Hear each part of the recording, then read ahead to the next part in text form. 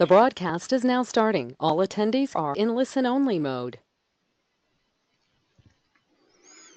Hello everyone, welcome to today's webcast. My name is Ben Frost. I'm the Public Information Officer of APA's Northern New England chapter and one of the coordinators of the Planning Webcast series. This series is brought to you by a consortium of over 40 of APA's chapters and divisions. The consortium itself is not affiliated with APA, but rather is a loose-net association whose mission is to provide high-quality, free webinars on topics important to planners that will also help them meet their certification maintenance requirements. Today is Friday, December 8th, 2017, and we'll hear the presentation, Step-by-Step Catalyzing Walkable Redevelopment. For technical help during today's webcast, type your questions in the chat box found in the webcast toolbar to the right of your screen or call the 1-800 number shown here. For content-related questions related to the presentation, please type those questions in the questions box also located in the webinar toolbar to the right of your screen. We'll answer those later in the presentation as time allows. Here are the sponsoring chapters and divisions. I want to thank every one of them for making these webcasts possible. Today's webcast is sponsored by the North Carolina chapter of APA. And here are the two remaining webcasts for the year, both next week, and then we have a full slate starting up in January. We'll be advertising those shortly. To log your credits for attending today's webcast, follow these instructions. Log into your APA account, search under CM Activities, select APA's North Carolina chapter, or you can also search by the event number, which is 913-8342. That is 913-8342. Like us on Facebook, where you can get up-to-date information on upcoming webcasts. We are recording today's webcast, and the recording will be available on our YouTube channel. Just go to YouTube and search Planning Webcast, and you'll find this recording shortly after we finish today's webcast. PDF of the PowerPoint will be available at www.ohioplanning.org/planningwebcast. And now I'm going to turn it over to Ben Hitchings, who will take it away and introduce the rest of the speakers. Thanks so much, Ben. My name is Ben Hitchings, and I am the Director of Planning and Development Services for the town of Chapel Hill in North Carolina. So coming to you from North Carolina, let's see, and let me get my PowerPoint up. How does that look to everyone? Does that look good? Looks good. Is that coming through? Looks good. Okay, very good. All right, so our topic today is catalyzing walkable redevelopment. We're trying to do that step by step. We've got an excellent slate of case studies and insights from our panelists today. I'll tell you, it's not a great day for walking in Chapel Hill, where right now we're experiencing a wintry mix coming down, but usually it's sunny here in the North Carolina Piedmont. With me today, we have several panelists. We've got John Richardson, who's our operations manager for long-range planning and sustainability here in Chapel Hill. We also have Todd DeLong, who's the redevelopment manager for the City of Charlotte Economic Development Department. And then we have Adam Lovelady, who's an assistant professor at the UNC School of Government. We know that as we move through our communities, we experience a number of different impediments to walkable redevelopment, whether they be dangerous roads or disconnected land uses, or even barriers installed accidentally or inadvertently in our pedestrian accommodations. Sometimes, depending on where you are, there are even kind of unusual hazards like falling coconuts. We don't have that problem in North Carolina for the most part. But then the challenge is how to overcome those barriers and create more walkable and dynamic places. Some of you may be familiar with a recent study that really documents the value of walkability. Done by Christopher Lineberger and Michael Rodriguez with the George Washington University School of Business. It was a 2016 study called Foot Traffic Ahead. And it looks at 30 of the 30 largest metro areas in the country. and looks, and those places include nearly half of the population nationwide. And the researchers set about identifying walkable urban places, or walk-ups for short, and then compared these places to drivable suburban land. And they were interested in the market demand and the value of these places in particular. And one of the things they found, sort of a key finding from the study, was that for perhaps the first time in the last 60 years, walkable urbanism is actually gaining market share for office, retail, and multifamily rental across all of these 30 metro areas. And the researchers cite, of course, the dynamic revitalization of central cities that we've been seeing, and also the urbanization of the suburbs as the forces driving this improvement in the quality of these environments. In addition, they found that on average, there was a substantial rent premium for walkable urbanism compared with drivable suburbanism, suggesting that that type of place is underserved in the marketplace, and so there's particular demand for it.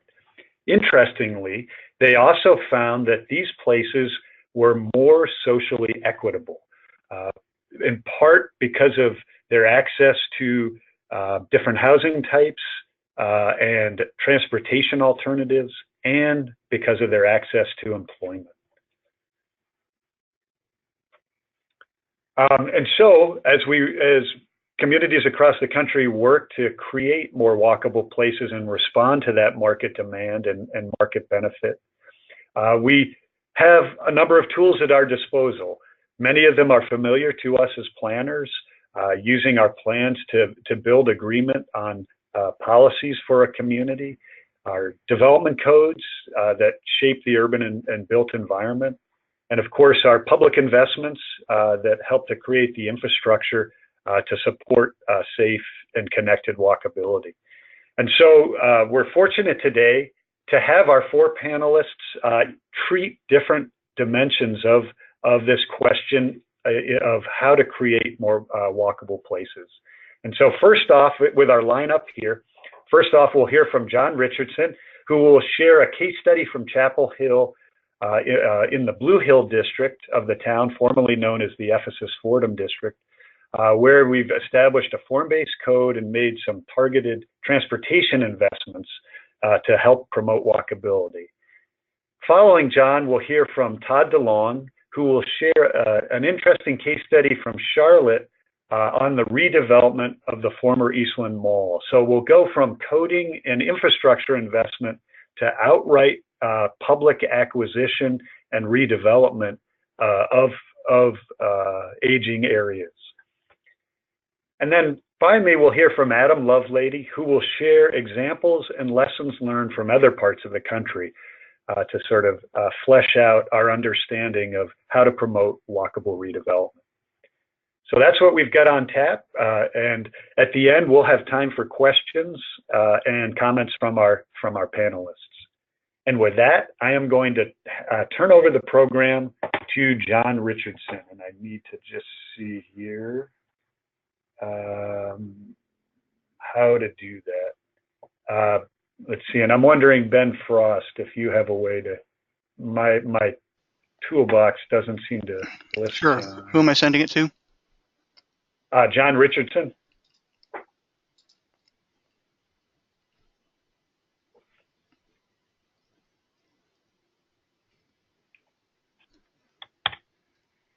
Okay. John should have a pop-up now.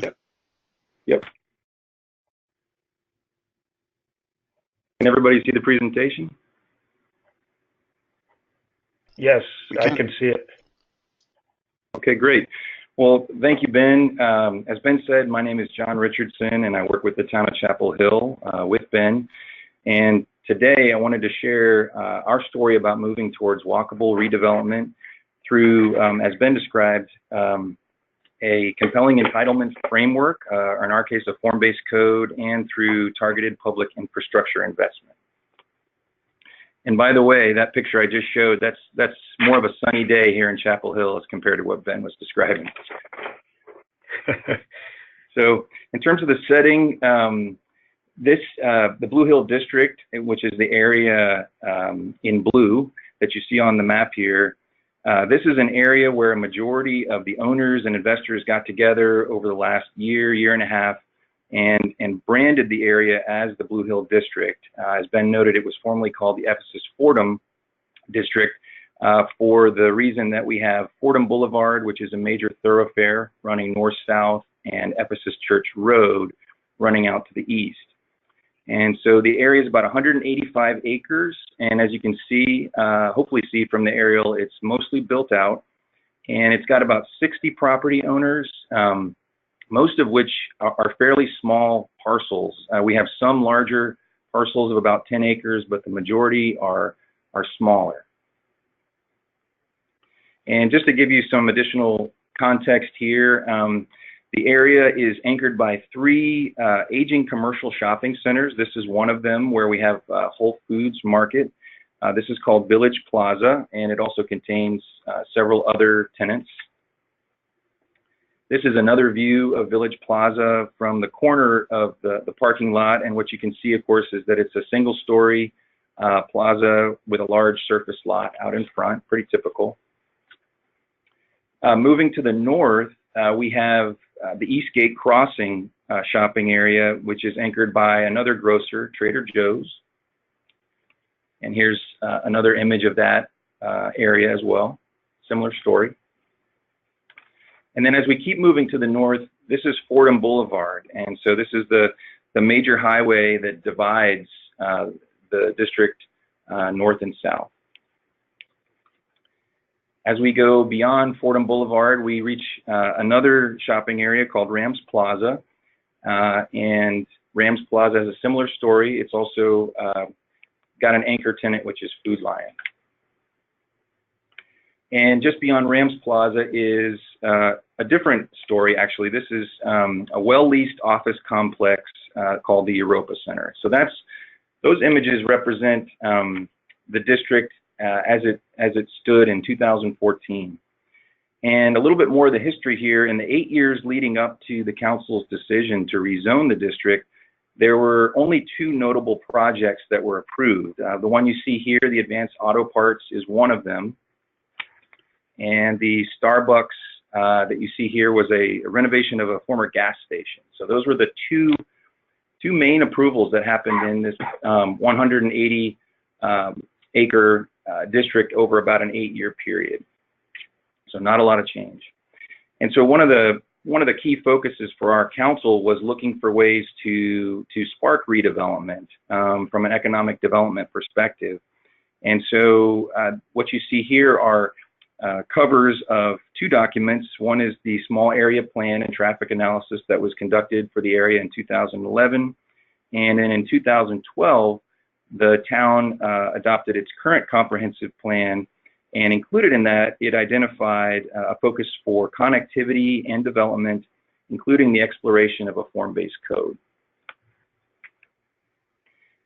And so in 2014, the council enacted the town's first form-based code with the idea of experimenting with this zoning approach in a way that's designed to facilitate walkable redevelopment that can help pay for needed infrastructure improvements and grow the town's tax base. And so now a little bit about implementation. As I mentioned before, in 2014, this is when the form-based code was enacted, and as you can see on the left, the code represents tables with standards and illustrations, which for us was a bit different than the rest of our land use management ordinance. And then on the right is an image of what we call the regulating plan, which includes the various zoning districts. The brighter colors represent what we call frontage types, or how buildings are supposed to relate to streets, and even in some cases, places where new streets might go, those that did not exist in 2014. So some of the tools involved in this process were targeted infrastructure investments, and specifically the town used installment financing to borrow $4.8 million. And the public improvements, the structure for installment financing, otherwise known as a synthetic TIF, was that funding, essentially we assumed that the tax revenues that are within this defined area, this district, the increased tax revenues would help pay for the improvements that we're making over time, and also that the improvements would help create opportunities to grow the tax base of the district itself, especially once those infrastructure improvements were paid off. So some of the opportunities we saw for the district were that redevelopment could also support the town's goals around affordable housing. Additionally, that we could, through standards, get more stormwater treatment and detention for a district that really predates a lot of the requirements we have in other parts of town. So on the whole, the district really didn't have a lot in the way of stormwater treatment or detention back in 2014. Additionally, we saw opportunities through both development and redevelopment, styles that would support active lifestyles like walking and biking. And we also saw the opportunity for redevelopment to help us with underutilized or vacant properties, and there were a handful of those, like the one you see in this image, which was a former car dealership. And so a little bit about the environment. As I mentioned before, the area in blue, again, that's the district. Many owners, many parcels of various shapes and sizes, and as you might be able to see from this image and probably from the previous images, curvilinear street network. So those are some of the inherent challenges we had. It wasn't a situation by comparison where we had, say, one landowner or a couple of landowners, and we didn't have streets that would naturally lend themselves to, say, a gridded block network. I showed this image before. Again, we also have Fordham Boulevard bisecting the district, and so from a connectivity standpoint, you know, this could be a mountain or a river in some respects, just in terms of the challenges it presents to us from a connectivity perspective. Also, we in Chapel Hill have a highly participatory development review process that typically includes 6 development review advisory boards for the majority of projects that are reviewed here in Chapel Hill. And our typical process might take, on average, about 18 to 24 months and goes through a special use permit process. And so the use of a form-based code was a little bit different for us in that our council wanted to front load the policy into the form-based code and also use an administrative review process with one design review board. And on average, these projects are taking about 4 to 6 months. Some take a little longer if they're larger, but the time frame is about 4 to 6 months for the zoning entitlement. And so some of the outcomes we've seen to this point, as of our most recent report to council. So this image, it depicts one of the approvals that's happened over the last couple of years, but it's also representative of the fact, and I'll show you a couple of other images, we're seeing a variety of developments and redevelopments that have different scales. So 5 projects, actually now 6 in total over the last 2.5 years. This one is called the Berkshire, and it's a 5- and 6-story building which wraps a parking deck on 3 sides and has ground story retail, about 266 units and a total of 320,000 square feet. This one is located near the Whole Foods I showed you before. And then by comparison, this one, this retail store, which actually combines 3 tenants, is the redevelopment of a former gas station site at Eastgate Crossing, where I showed you the Trader Joe's image. And so this one is quite a bit different in that it's single story. It's got the multiple tenants, as I mentioned, and it's about 7,000 square feet. And I think for us, this one represents something closer to what we would consider incremental or possibly phased development. When we think about the entire shopping plaza of Eastgate, they weren't looking to redevelop that at this time, but what they did have an opportunity to do was to redevelop a portion of that site in a way that met their needs and was consistent with the shopping plaza itself. Interestingly, though, for us, even with the two different types of projects, the Berkshire on the left and the smaller project on the right, we are still seeing the opportunity to get improvements such as multimodal paths within the district, and this supports what we have in place in terms of a bike plan and now most recently an adopted mobility plan. And so even in both cases, we're seeing public improvements like that as part of these projects to develop or redevelop sites.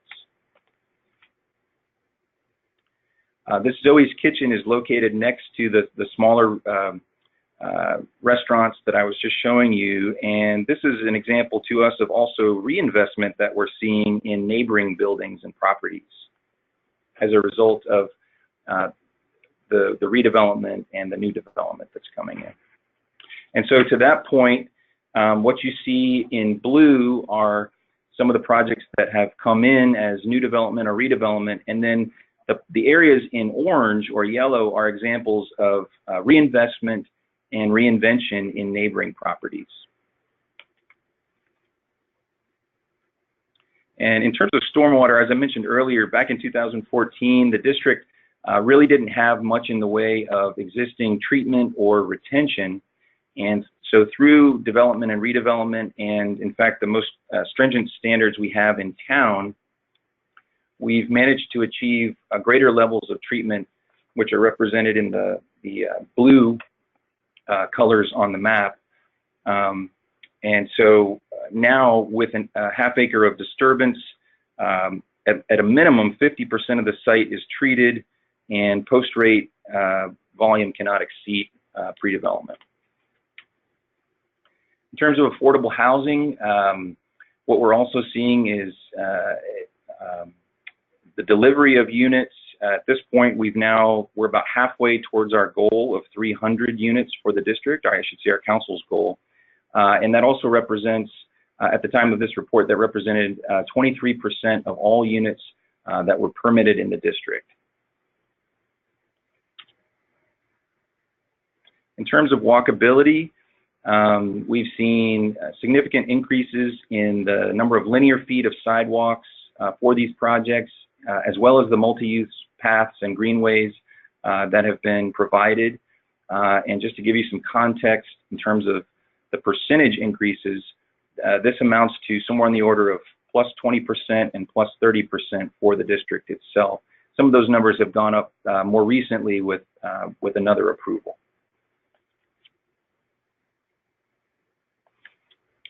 In terms of infrastructure improvements, we had targeted improvements that provided a new northbound entrance into one of our shopping areas, and which also provided a new northbound entrance into the district itself to help with congestion. And we also provided a series of pedestrian crossing improvements across Fordham Boulevard to help with the connectivity issues there. The really nice thing about these investments too is that we were fortunate enough to receive a reimbursement through the state's transportation improvement program of $1.7 million, and so that's really helping. And additionally, we've seen about 336,000 square feet of new development or redevelopment, which translates into more than $63 million in taxable value. And so what that means for us is that the revenues that are coming in now, the incremental revenues that are coming in from new development and redevelopment, are projected to exceed our debt service expenses in a given year by next fiscal year. So they will outpace our debt service starting next year, and we expect those to be fully paid off by the year 2031. Okay, so in terms of what we're learning, as I mentioned before, even with stringent standards, the most stringent standards we have for stormwater and some big goals we have for bikes and greenways in terms of those master plans, we are seeing through our projects, through the redevelopment and new development, we are seeing better stormwater management and greater connectivity. Additionally, we've learned through this process that expectation setting is definitely critical to any public process. And so one of the things we've learned specifically is that moving from our small area plan into the coding phase, that this was an opportunity for us to have been clear about setting and matching expectations of the vision that was created from the small area plan and how that got translated into the code, specifically around things like height and building massing. So in response to that, what we have been working on more recently are refinements to our code by including block length standards, opportunities for pass-through standards, and these are things we're trying to use in addition to an active project right now to include design guidelines. All of these things are working towards trying to address some of those issues that have been brought up as the code has been implemented. And so one possible solution for that kind of thing is to make sure we're working with the same team and to consider doing both pieces together in the future for another area. And this is my last slide, and the lesson here is regular communication.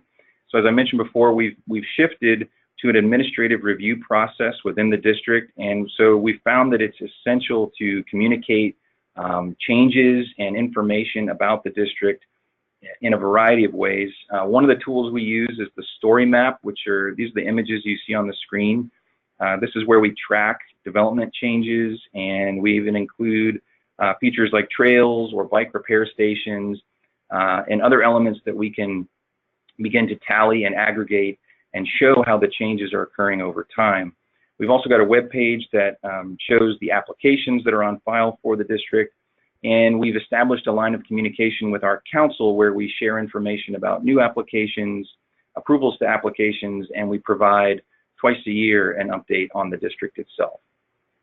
So at this point, I'm going to stop there, and I'm going to turn it over to Todd.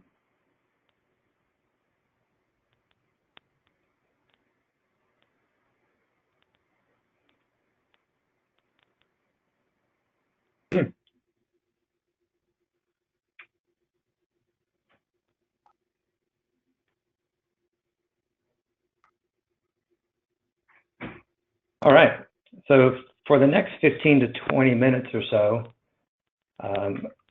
I'll be discussing an overview of one of Charlotte's most challenging and wonderfully unique redevelopment opportunities in the East Lamar site. I'll be spending some time talking about the history and context surrounding the site, the redevelopment process that we've been through and what we're going through today, as well as wrapping up with a few final thoughts of where we are going next and where it might help others who might be embarking on a similar endeavor. East Lamar opened in 1975 with a great deal of fanfare. It was the largest mall in North Carolina at the time, and people considered the mall to be a place where they gathered and shared wonderful memories and stories about just what's going on. One of the interesting things that we get from doing community meetings about the site and how it should be redeveloped is everybody has a story about the mall and what their experience there, not just the people who lived around the mall, but others who actually saw the mall as the destination. We heard stories about people met their significant other, they had their first kiss, they had their first job, they had glamour shots done in the late 80s, early 90s. So there was something about the mall that really spoke a lot about the nostalgia about what they felt. What was interesting is people say they miss the mall, but the way they describe what they miss about the mall, what they miss is what the mall represented to them, and that was a place. And for us, we're not trying to recreate the mall. What we seek to do is to fill the gap left in the community when the mall went under. So in 1975, the mall opened, as mentioned in the previous slide. And in the mid to late 90s, the area experienced a slight demographic shift in the neighborhoods surrounding the mall, which led to less private investment and lower household incomes. The city also witnessed an increasing immigrant population in what used to be traditionally homogeneous communities in the area. In 2003, the city embarked on a small area plan in the area that focused on trying to create a greater pedestrian and bicycle connections in the area and on the site and around the site. And in 2007, prior to the city's acquiring the property, there was a ULI technical advisory panel that was assigned to look at the site and how it can be repositioned and repurposed to be a much more economically sustainable position than it was as a traditional standing mall. For those of you unfamiliar with the technical advisory panel for ULI, it's essentially we bring in experts from around the country for a week-long exercise looking at the recommendations of what can actually be done on the property. The recommendations for this particular TAP was to basically transform a 1.2 million square foot traditional mall into a mixed-use town center that included about 400,000 square feet of retail with a number of apartments and other uses on the site. One thing to note here is the timing of this, which was 2007, which is right before the latest recession hit Charlotte area really difficult, really hard, and provided for a difficult time to actually achieve in a marketplace the type of recommendations that the TAP came through with. In 2009, the mall went under and it went into receivership due to debt. The city acquired the property in 2012 to help stabilize the economic downfall in the surrounding communities. The acquisition removed the blighting influence on the surrounding neighborhoods, and it removed about 1.2 million square feet of literally decaying retail space from the market. When I say literally, I'm using that actually in the literal sense. Acquiring the property also kept it from being broken up and sold into pieces without a more holistic plan. Shortly after acquisition, the city issued an RFP with an emphasis on the film and television industry in response to several informal discussions about the need for these types of facilities in the Charlotte area. Moving through the solicitation process, the city selected a team called Studio Charlotte and entered into an MOU to further investigate the financial feasibility of the concept and to determine how successful it could be on the site. The city terminated the MOU in 2014 with this group due to insufficient information and a lack of certainty from the city's perspective that what was presented and proposed could actually be financially achieved and could be financially sustainable over time. This really wasn't a bad thing to us just because the state eventually, shortly thereafter, removed the tax incentives for the film industry.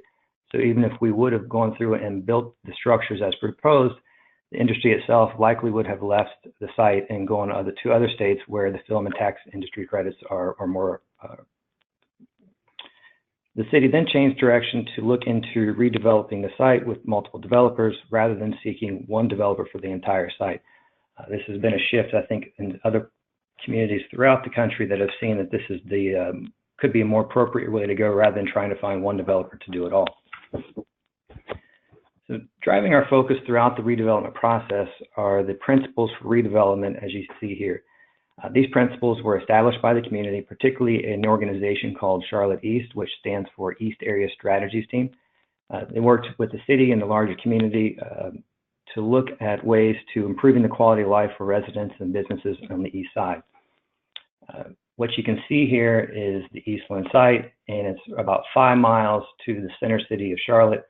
So it's really in close proximity to the city, easy accessibility in and out of downtown and to other areas around the region. These principles are presented at every single presentation we do, whether it's to the city council, a city council committee, or into the general public, just to show how we take these into serious consideration as we're going through, and these really are the guiding principles for which we are looking to redevelop the property.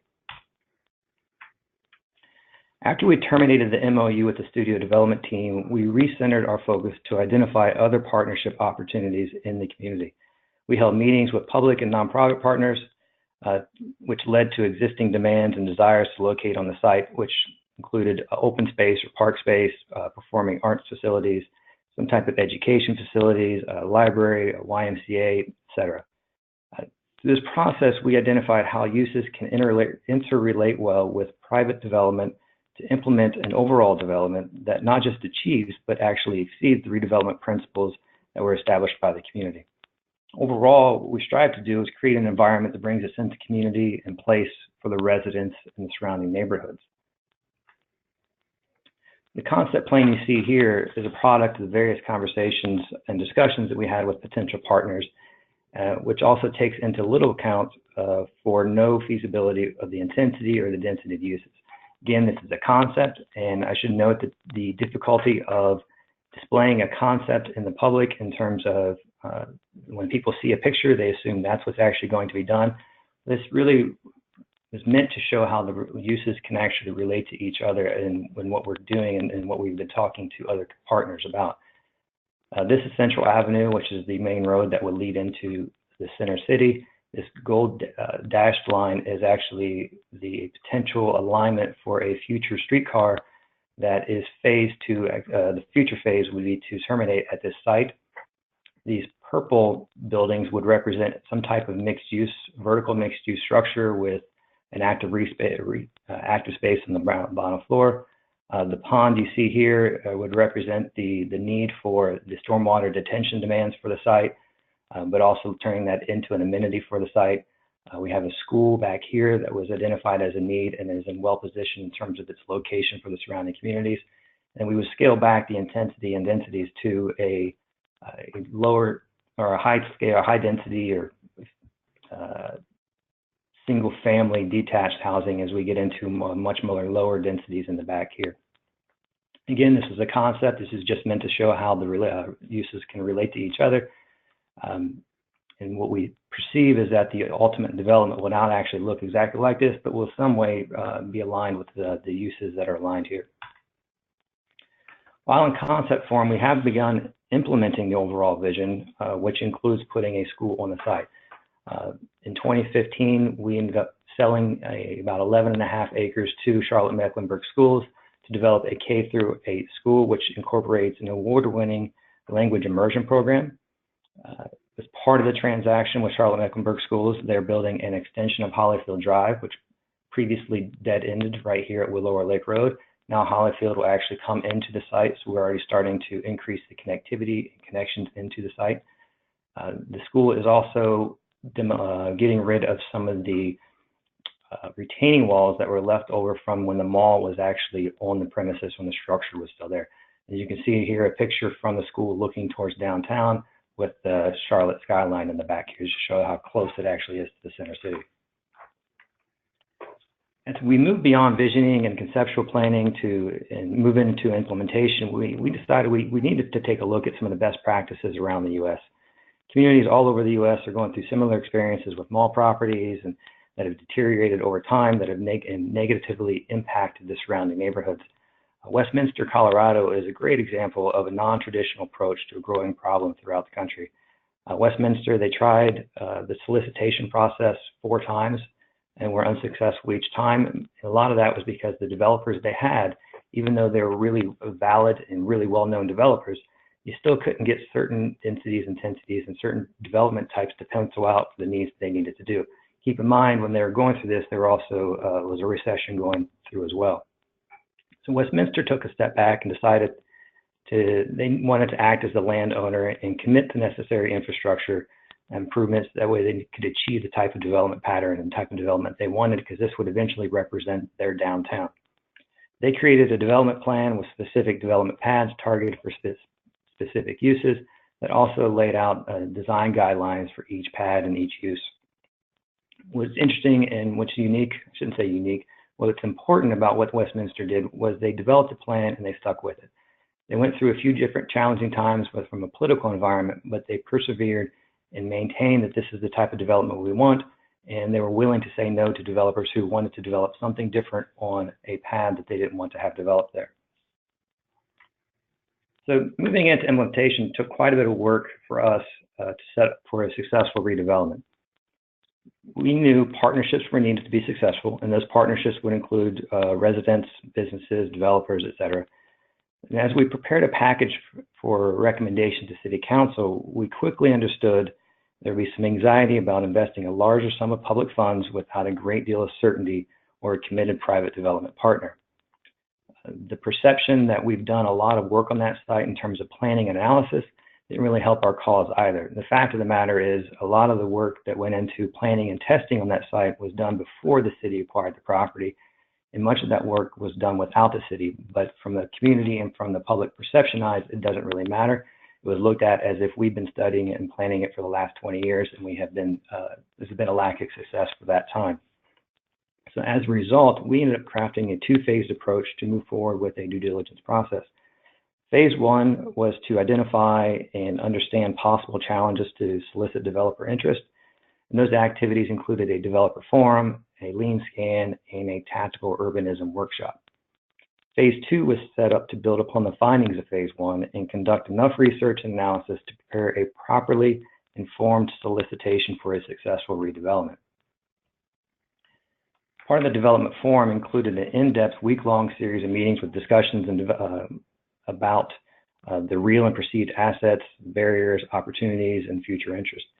This is a really unique opportunity for us to get with the people in the community in terms of developers, brokers, architects, small business owners, potential nonprofit users, just to get a real understanding of what they felt about the usefulness of that site and how interested they might be in doing something on that site. Many of the barriers and the assets came to us as no surprise, but it was nice having a third party validate that that what we were messaging was actually correct, for the most part anyway. No developer expressed an interest in investing in a site as is. The rents they could actually achieve, the rents from the office or retail or apartment market, they couldn't actually get it high enough to make it worthwhile to do the necessary construction for the site. Site is considered to be desirable, but perceived barriers must be either limited or totally removed prior to getting sincere interest from the development community. As we knew going into this, but it was further refined through this process, was that understanding that a public-private partnership was definitely required to make sure that it gets done in a way that's not just a discount retail center for part of the property and not knowing what's happening with the rest of the property. What we did find, and we were also validated with, was the fact that the city control of the land was a major asset.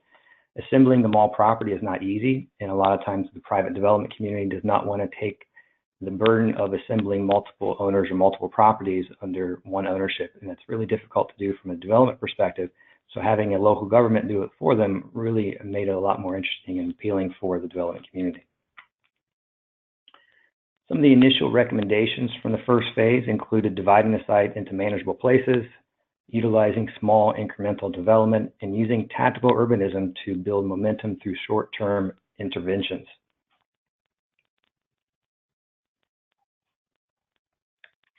The tactical urbanism event we held in May of 2017, which is a great event that we had. We brought a lot of people from the different neighborhoods that surround the site. Talked about the past, present, and future, what we could be doing on the site, how the small and short-term interventions could actually generate a more organic growth for the site. We've been doing one on the site actually prior to this event, which we call the Charlotte Open Air Mall, where we have allowed an entrepreneur to use the site, or a small portion of the site, for an open air market that runs every weekend from 7 a.m. to 7 p.m. They started out in 2015 with 40 vendors. Now they're up to averaging over 100 vendors for every Saturday and Sunday. Vendors range in the types of products and goods they sell, from produce to things they make, crafts and that sort. What's interesting about the market, they also do events, special events throughout the year. Last year they held an event called Hippie Fest, where the attendance was so successful that it actually shut down the Central Avenue for several hours. And it didn't really appeal to some of the folks in our police department, but it showed that there's people who are interested in actually seeing to the site and actually going to the site and taking advantage of the opportunities that exist at that site. This slide shows an example of successional or incremental development, showing how making small steps in the beginning can organically grow into bigger and greater things over time. This is just an example of that incremental development and doing it as a more organic pace rather than trying to do it all at once in one big shot. This slide shows some of the first or initial recommendations from phase one. Upon walking out of the phase one, we walked away with a richer and more informed understanding of the perceptions in the business and development community. We also had a better feel for what's needed from their perspective to implement a successful redevelopment on the site. At this point, I have to say we were actually pretty excited about the momentum that we generated from the Tap to Urbanism event. We felt like we were on the right path to really lead to a process that's going to take us through a real solid and sound implementation of the development. And we were really ready to get going with phase 2, which get into more of the meat of a potential RFP solicitation documents that we're going to get into the financing and engineering and how the site could actually be planned in terms of a master planning process. So this is how we felt when we got through with that process. This is kind of the Charlotte way of celebrating some of the things we feel good about. Unfortunately, the celebration was short-lived because upon learning of the findings from phase 1 of the City Council's Economic Development Committee opted instead to require a private partner be at the table and share costs prior to spending additional public funds of going into the phase 2 work. We were a bit disappointed, but we also understood the anxiety and concern felt by the elected officials. That said, the momentum and media attention provided by phase 1 brought forth a couple of interested parties whose interests seem to be generally aligned with ours in terms of where they see the site going and how they see the site being redeveloped. So right now we are currently in the beginning stages of discussions with several of those submitters in terms of the concepts they think could be financially feasible as well as creative to really drive home that uniqueness that we see for 69 acres within 5 miles of our center city. Council has requested that we come back to them in January with a recommended development team. What makes things a bit more interesting for us from a political perspective is that we have a new mayor that just was sworn in earlier this week. We also have 5 new council members, including the council member who represents this district. It's 5 new council members out of the total of 11 council members. So through the process, we continue to learn, but as we conclude here, I'd like to offer a few final thoughts that could be important to consider if other local governments are considering doing something similar in terms of acting as a modified or a land developer to do something as on an important site in their community. One is the process. We see the process being extremely important to achieving the desired outcome. The original approach that we took was a bit short-sighted. It weighed the short-term benefits over the long-term gains from it. Looking back, and again, hindsight is 20/20, and not to be critical really of what we were doing at the time, but to make it a more fruitful process, we should have focused on an informed RFP process rather than leading with a particular industry in mind, particularly one that was as mobile as a film and television industry. And when I say more informed process, I mean that one that provides a little greater certainty to potential development respondents who are interested in what type of public incentives that could be provided to a developer, and also laying out specific expectations of the development community. It's also the perception of failure versus success. The right project could lead to a no-go decision. We don't see this as a bad outcome. We actually see this as a positive outcome, though we'd be disappointed that's a no-go, but it tells us that maybe this isn't the right step forward for us to take. And I see that, a lot of times in the media and other places, we are sometimes criticized for the failure from not making it work with the film studio team. We see that actually as a success of the process that we undertook to get there. Partnerships are a must, and both partners or multiple partners at the table must recognize and appreciate the benefits and concerns from all the parties at the table. This is one that's really important to know, that when we look at partnerships, it's not the old way of doing it where the private side might expect the public side to provide a blank check and then without any type of influence on what the outcome is. And at the same time, the public needs to understand the financial constraints and needs from the private side.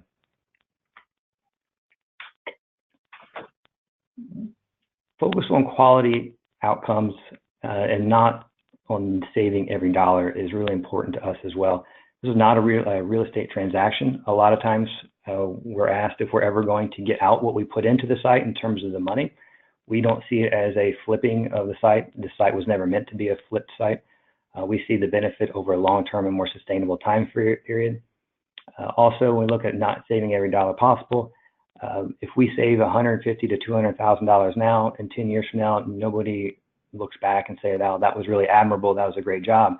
what they look back and say is, wow, you missed an opportunity to build this or to build that we could have spent that $200,000 on. We have to be willing to say no to proposals that don't align. If we have an idea for a particular pad or a pod on the site, we need to be stick to that particular use and not give up an opportunity just to say the quickest thing that comes to us. As we say sometimes here, is that something is not necessarily better than nothing. Process is always more political than we could ever anticipate. That's something we have to keep in mind at all times. And lastly, we have to adapt or fail. The fact that we've had modified approaches throughout the last 3 or 4 years or more shows that we have to be able to adapt, because you never know what comes up, whether it's a market transition, whether it's a political transition, whatever it is, we have to be able to adapt and continue moving forward. And that's why using those guiding principles for redevelopment that was established by the community is so important to us as we move forward, because we still use that as our overall vision for this site. I want to wrap up with this quote that was from the Urban Land Institute's 10 Principles for Rethinking the Mall, that I believe was done in the early 2000s or late 90s. And this really resonates well with what we're trying to do for this particular site. When we look at it, it's when a mall falters, the question that needs to be asked is not how can we save the mall, but how can we use this opportunity to create a higher value, more sustainable real estate development that helps build a more livable community. Like I said, this is something we're trying to do. We're not trying to recreate the mall. We're trying to recreate the way that people felt when they went to the mall and how they described those emotions to us in terms of having that sense of place and creating a more walkable environment, one that's more accommodating and more open to the surrounding communities that come from a wide number of cultures and backgrounds. So with that, I'm going to turn it over to Adam.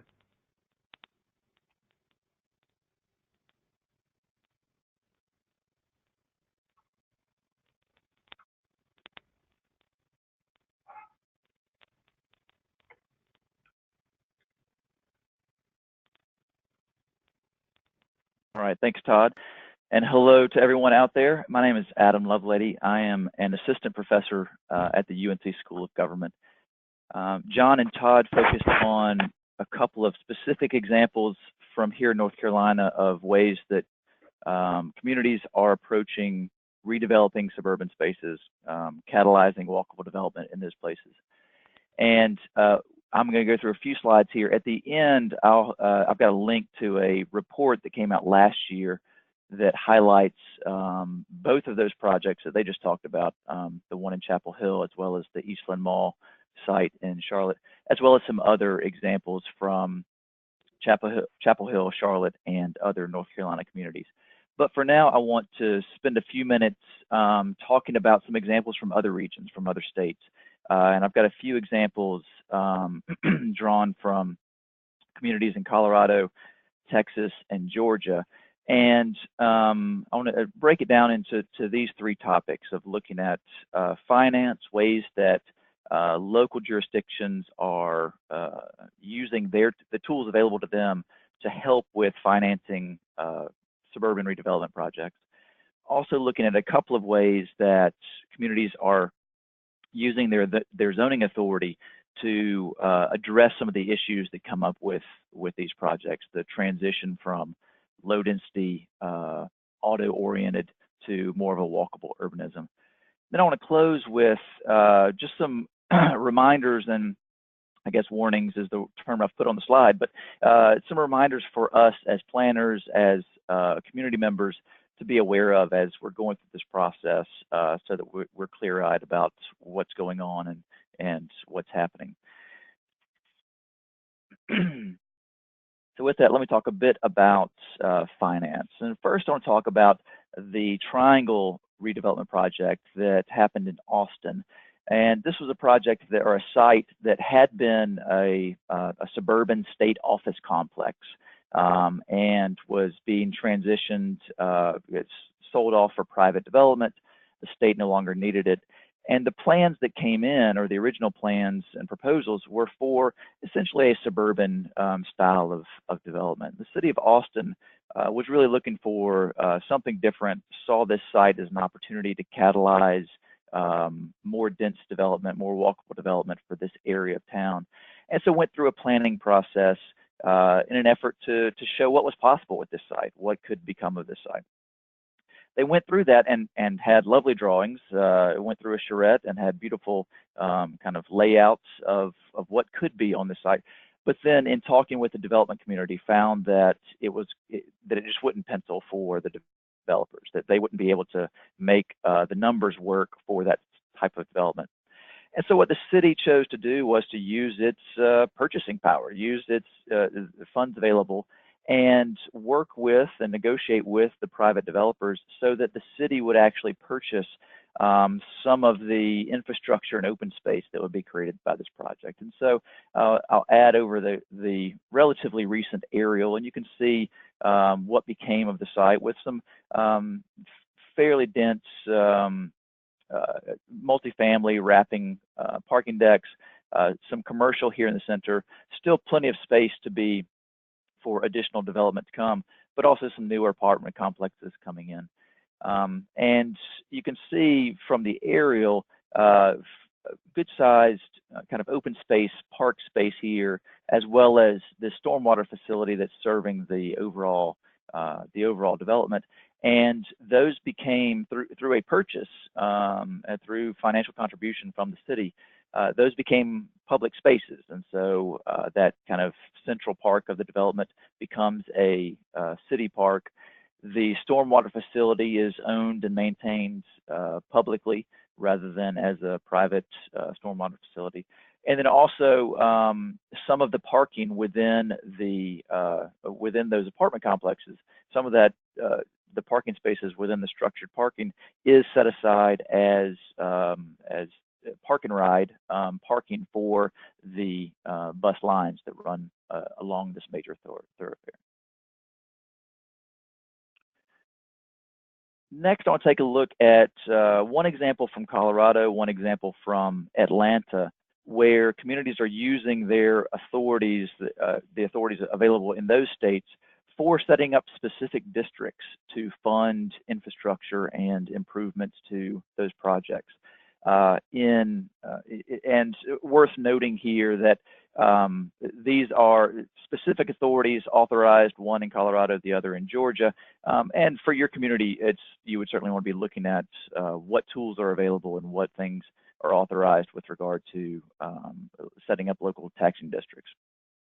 This first example is the Belmar redevelopment that was a suburban mall in Lakewood, Colorado, in the Denver region.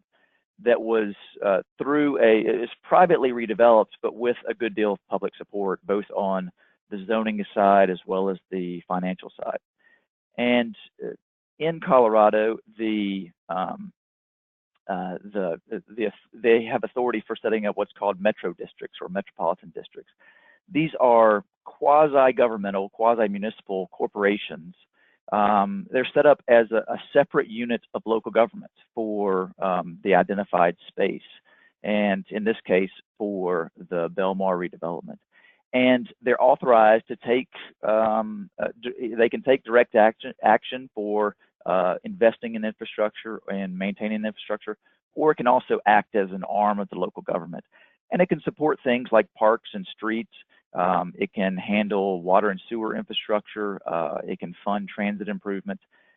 These metro districts can issue general obligation bonds, and their financing can be paired with development fees. So a fairly nimble tool and kind of organizational opportunity for those Colorado communities for funding some of the improvements for these types of projects.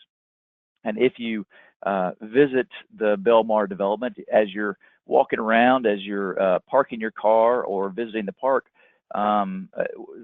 places that seem like they may, on the one hand, they might seem public, like a public park. On the other hand, they may seem private, like the parking garage. In fact, there's something in between, because you'll notice if you're paying attention closely, notice the signs along beside those, noting that the Plaza Metropolitan District Number 1 is the owner and operator of the park, as well as the parking garage.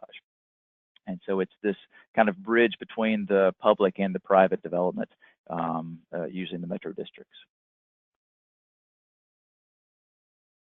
Separately in Georgia, and under the state authority there, many communities are using community improvement districts for kind of supporting suburban redevelopment projects. This image from the perimeter area just north of Atlanta, and one of the early community improvement districts, although there has been kind of a proliferation of these CIDs across the metro Atlanta region. These CIDs really serve as they're a type of business improvement district, but really more autonomous and a more robust set of tools and options than many business improvement districts have. They can provide a broad range of services and kind of serve as a vehicle, especially for some of these northern Atlanta suburbs where there may not be the political will for raising taxes more broadly to support transportation improvement or redevelopment projects.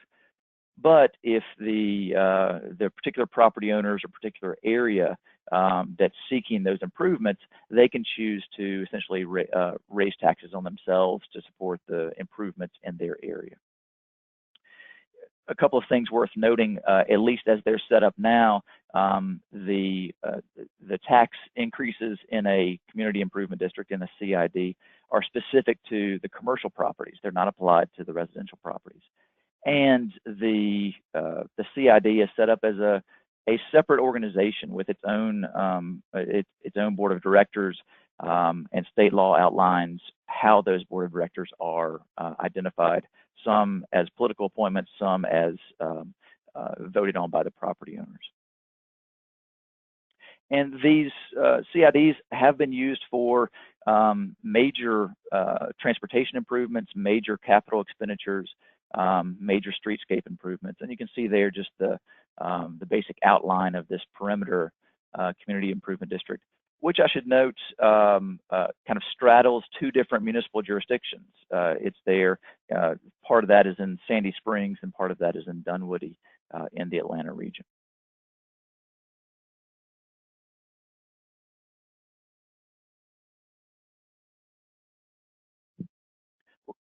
Let me shift now to talk a bit about zoning and thinking about the ways that the zoning tools might be used for facilitating redevelopment, for assisting the private development in moving forward with new projects. And John spoke a bit about the form-based code that was adopted in Chapel Hill to assist that. And this is some additional examples of similar processes of using zoning to set up the rules in a way that facilitate good redevelopment. So this site is in Boulder, Colorado, and what the area was kind of a light industrial, low density area of town on the edge of town. Had a parking, a car sales lot and some other kind of light industrial areas with a stream running alongside and a major thoroughfare, as well as having the rail access that was identified for future rail connection down to Denver, transit connection to Denver. The Regional Transportation Authority had proposed using this site for a park and ride lot, just a surface park and ride lot. And similar to Austin's reaction to the state site being redeveloped as the suburban lot, Boulder had other ideas in mind for how this site might be redeveloped rather than just being a surface park and ride lot. So they went through a coordinated effort between the city, the transit agency, and the owners of properties in this area to go through a planning process to identify what this area might become and what would be the investment needed from the public, as well as the zoning allowed from the public to allow for this project to move forward. As they move forward with that planning process, they did make significant zoning changes as well as significant public improvement and investment, making significant changes to this thoroughfare, as well as adding in new street connections through that public investment. One of the notable pieces about the zoning for this area was that it was done by a city-initiated rezoning, where the city identified properties to be rezoned, and then in coordination with the property owners, the city took it upon itself to go through the process of redeveloping, rezoning, and giving the entitlements for that redevelopment. But there was a catch, there was a hook, as part, essentially to unlock that higher density zoning, the property owners would have to agree to sign on for a parking and transportation management district. And this is a way of establishing both a taxing district as well as unbundling the parking, using a district approach to parking, so that not every project, every site has to address its own parking on site, but might address that more as a district-wide utility, and a way of accommodating and facilitating shared parking, paid parking, off-site parking, as well as with this development here, some of the spaces within the deck being used for the park and ride lot that this space was originally planned for.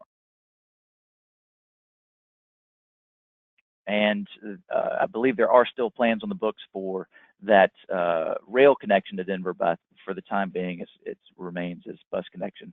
But there is a shared use parking within this deck through this through the Parking and Transportation Management District.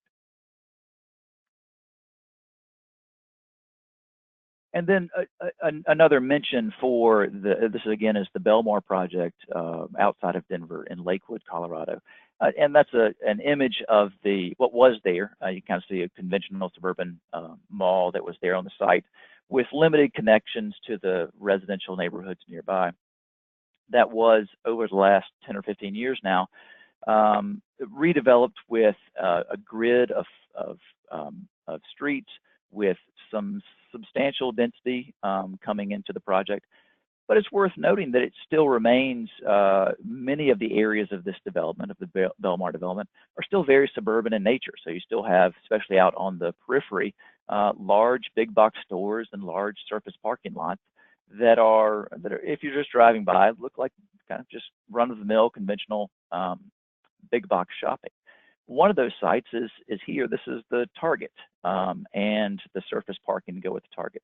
But one of the notable things that came with the planning and with the zoning for this project is a recognition that this project was going to develop over time. It was going to be an incremental development built within the framework of this street grid, but would be built over time. And so this parking lot, what was the surface parking lot for the Target at one time, the intention all along was that this would be developed, essentially that surface parking lot was a holding spot for what would become future development. And as time went on, as the market demand increased, as the project built out, indeed now there is a 4 or 5 story or 5 or 6 story hotel that built out on that. And that was identified up front in the zoning, that was entitled from the start, and so didn't require going back and making adjustments to the original entitlements or original zoning. The zoning itself identified this will be built out incrementally, and the infill will come as it goes. And so as part of that, let's make sure we put the street grid in the right places. Let's get the infrastructure and utilities in place for the street grid so that this development can happen over time. All right, a couple of final notes, and then I think Ben will moderate some questions and answers for us. But I wanted to note kind of just a word of warning, and for us to be cognizant of the changes that are taking place and the impacts that those have. There are certainly worthwhile suburban redevelopment projects. They can bring great new investment and great new opportunities for communities across the country. But we've also, as a planning profession, as communities across the U.S., we've been through the redevelopment process before, and have lots of lessons learned from the urban renewal that we saw through the 50s, through the 70s, and it's still continuing today. And so I think we do need to be mindful of asking ourselves, are we now going through a process of suburban renewal? And what will that look like? So, of course, many of you are familiar with the process we went through, or many of our communities went through back in the 50s, 60s, and 70s of using substantial federal dollars to go through and build highways and put in new ballparks, and what was done in the name of progress was actually bulldozing communities and leaving scars on the urban landscape that are still there today. You can see here, this is, as you can tell, a 1949 aerial image of Atlanta. And through the urban renewal process, Interstate 75 and 85 was cut through the middle. And then at the time in the 1960s, Fulton County Stadium was built. By the 1990s, that was torn down and Turner Stadium was built. And by today, Turner Stadium has now been vacated and the Braves have moved out to the suburbs. But the impacts, of course, and that legacy is there on the landscape. And it goes without saying that many of these impacts were to low income and minority communities in our cities across the country.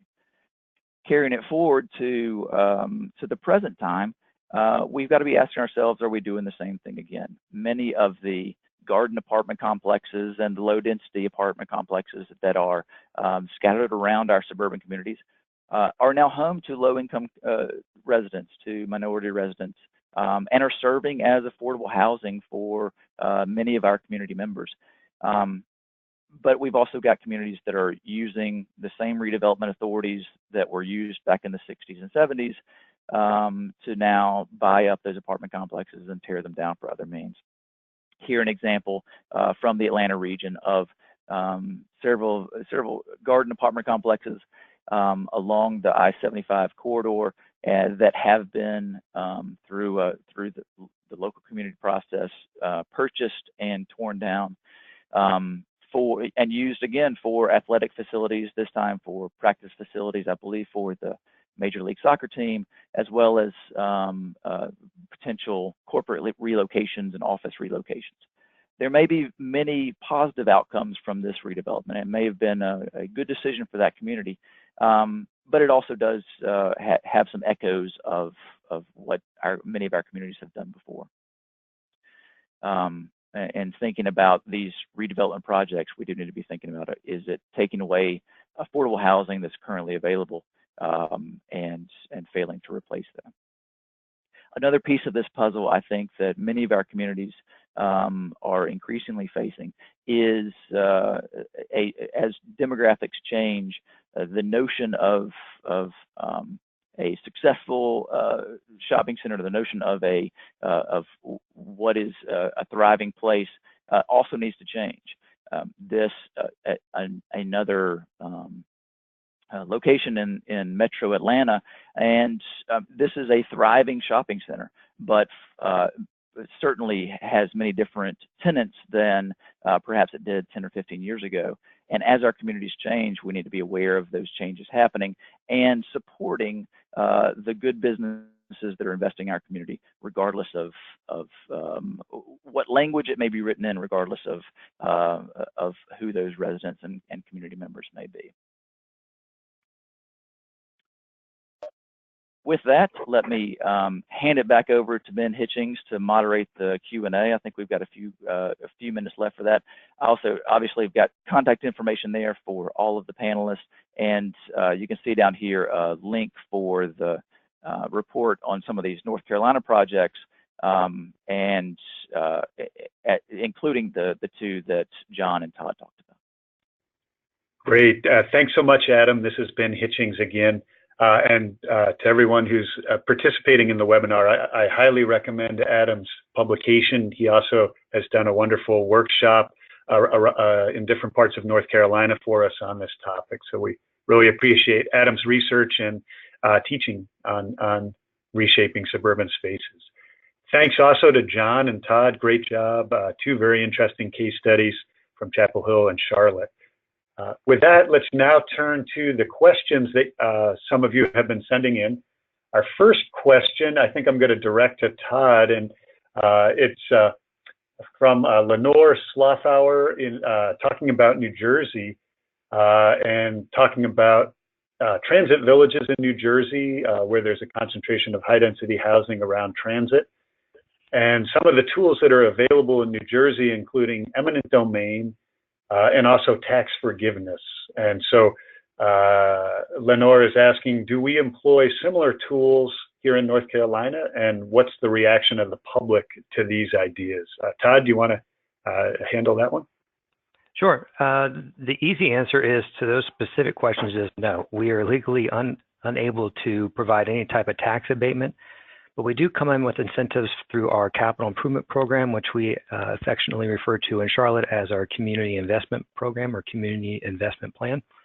And we also have our unique structure for a tax increment vehicle. It's not a traditional tax increment financing bond structure.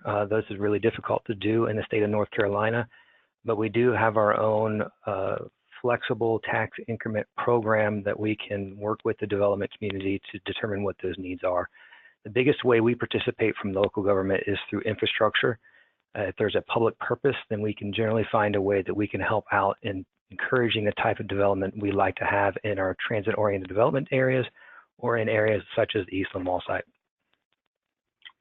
Let's see, one other question, Todd, for you while we're talking about Eastland Mall is a question someone asked if y'all were in the mix for competing for Amazon's relocation. I'm not sure. Or second headquarters, I guess. What? Yeah. Is that something y'all had? Yeah. I don't think there's too many people out there who haven't or are not competing with Amazon headquarters, but we are competing. This site was brought up at one point in time. I'm not sure if it was one of the sites that was included in the package we submitted, but getting 8 million square feet of office space on this site would be challenging.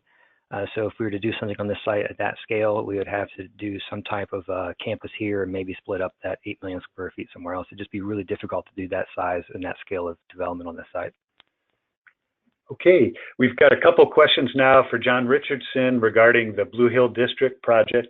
The first one is, does the form-based code in Chapel Hill allow for incremental redevelopment of the shopping center, or is that handled through a separate process? John? Yeah, so incremental development is permitted. What's interesting, though, is as the district has evolved, there's an example where near the Whole Foods and the Berkshire, the larger building that I showed as an example of new development, there was an adjacent area that was formerly a barbecue restaurant, and it was raised and temporary parking was put in. And that was conditioned on the basis that when that parking was no longer needed because it was being used to serve the development of the Berkshire, when the Berkshire was received its certificate of occupancy, the condition of that temporary parking lot was to then have the property owner come back with an application for bringing a building closer to the street and in conformance with the form-based code and creating a more walkable environment. So that's just one example of how we've done that with the development community as far as allowing for some flexibility, some incremental development as is needed. And I guess the other thing I would add to that is to say that with our regulating plan and with something I didn't touch on, which is an illustrative block study that we had done, which would show how the district might build out over time. We would also be looking to work with applicants on matching infrastructure needs over time if they were considering incremental development. Thanks, John. A follow-up question that someone had was just a question about when the Whole Foods originally opened. Do we know that offhand? I think so. The Whole Foods came in, I want to say in the 90s. I don't have an exact date, and it actually replaced a local grocery store by a different name that also had a location in Durham. It was called Wellspring, but then I think Wellspring was bought out by Whole Foods sometime in the 1990s, but I don't know the exact date. Great. Okay, thanks. Okay, now we've got a couple questions for Adam. Adam, one participant on the webinar asks, can you talk more about the case where the higher density zoning was tied to the developer accepting parking management the parking management district? Can you talk a little bit more about how that worked in the Boulder Junction? Sounds like in the Boulder Junction case. Yeah, it's a great question, and given time, I probably can't go into too much detail on it, but the notion was very, very similar to and kind of the same authority that many communities use parking management districts in a downtown setting where there is a district identified, and there might be an additional tax assessment for that district, or it might, or maybe not. But then that's a tool used to address the parking needs in that district specifically. It might be for owning public parking decks, or it might be for facilitating off-site parking and coordinating parking between kind of shared use parking, that sort of thing. The notion here was with this transition to additional density, with a transition from a kind of low density, low scale suburban space to a more walkable, dense urban space, there would be a need for addressing those parking needs over time. And there would be a need for potentially higher parking needs up front, but as transit improved, as there's additional density, those parking needs would change. And so this would be a way of addressing those parking needs over time and facilitating shared parking between different projects, of having some public support for, or kind of collective support for the parking needs that are there. And I think the kind of basic policy rationale was, look, if you're going to be, if you as a property owner are going to have this increased density, that's going to have impacts on the transportation needs, on the parking needs of this district. And so as a way of mitigating that, rather than requiring you to have it all on site, you're going to be required to sign on for the parking management district. As I understand it, there have been, I believe, 3 different projects that have come out of the ground in that district, and so those projects would have signed on for the parking and transportation management districts. And so it's kind of in lieu of parking requirements all on site. It's a way of managing those parking needs as a district instead. And it is, I should note too, that it was more than just park, or it is more than just parking. It is transportation management requirements. So it also addresses alternative transportation, transit passes for some of the residents and for some of the businesses, and additional transportation impact demands beyond just the basic parking requirements. And folks maybe can check out your publication for additional contacts or information. Is it? Well, the publication is specific to North Carolina, so it doesn't talk specifically about that example, but you certainly reach out to me for more specifics if you'd like. And also the City of Boulder is the one who has gone through this and knows all the details. So. Great. Thanks, Adam. Let's see, one of our participants notes that Turner Field has now recently been acquired by Georgia State, and there's been a public process to start facilitating the redevelopment of the site. So that's a helpful update. Let's see, another question we got was someone asking whether in some of these different case studies, whether the jurisdictions have reviewed the parking ordinances and addressed the issue of overzealous requirements. Todd or John, you want to take a crack at that one? John, you want to go first? The question was about overzealous parking standards, is that right? Yeah, was that a topic that was reviewed in terms of perhaps lowering or removing minimum requirements? When the district was created in Chapel Hill, we did look at parking and compared that somewhat to what we have around town. My memory of that is that we ended up with standards that are lower than what we require elsewhere. And at the same time, more recently, I would just add that we have been looking at the idea of parking, both in terms of shared parking and centralized parking, and looking at ways, in terms of whether that's something that could be achieved within the district. Great, thanks, John. Let's see, Todd, we have a question about the role that transit has played in or been considered for utilization in facilitating the redevelopment of Eastland in terms of trying to provide more connectivity to other parts of the city. Is that something? Have the discussions and plans gotten as far as addressing transit service? Absolutely, and the bus route that runs from that site, because there is actually a transit facility or a transit stop for a bus, which is a larger facility we have on that particular site, is one of the highest occupied bus routes in Charlotte. So it's a heavily traveled transit corridor, and with the plan for the Gold Line of the streetcar to be continuing out that way, right now we have completed phase 1 of the streetcar, which is primarily in the center city. We're under construction on phase 2, which goes out another, I believe, 1.5 miles on the west and east sides of downtown. And then a part of future phases will continue out the additional 3 to 4 miles out to the Eastland Mall site. So transit is definitely something that's part of the discussion. We don't know how long it will be before we can actually get something like a rail transit facility to come out there, but we're still planning for it and trying to incorporate that as we plan for the redevelopment of the site. Great, thanks.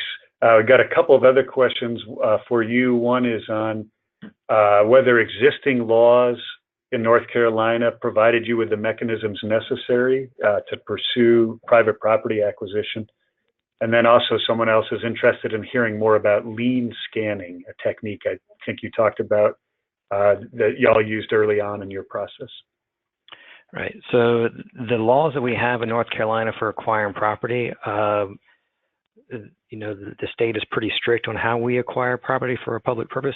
So obviously they were beneficial enough for us to be able to acquire this type of property. Again, our acquisition, we did not intend for this to be a flipping, so I wouldn't recommend anybody go out to look at flipping opportunities and try to make a buck and compete with the market on that sense. But we saw a property that was decaying in its use, and the perception was further deteriorating the surrounding neighborhoods. So we saw it as an opportunity to really stabilize the economy in that area, and that's something that we worked through within the legal constructs of the state legislature to be able to get through and get that accomplished. Now, what was the other question about? The other question was hearing more about lean scanning as a technique for scoping. Yeah, the lean scan was interesting because that was a bit new to us as well. But what that did, they focused on the small businesses, particularly along the central corridor, that are a mix of the more multicultural businesses in the area.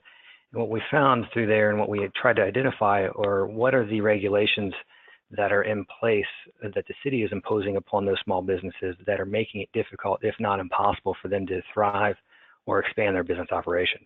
So the lean scan was really focusing on those small businesses, try to get to a better sense of, can we have areas that are some people call pink zones, where we maybe reduce some of the permitting regulations or other building regulations, or something that provides for a greater opportunity for the small business growth and expansion in that corridor. Great. Thanks, Todd. So that is all the time we have.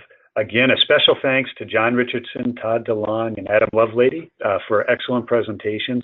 Thanks to all of you for joining us on the webinar, and we hope you can join us again soon for one of our upcoming programs, and have a safe weekend. Take care now. Thank you.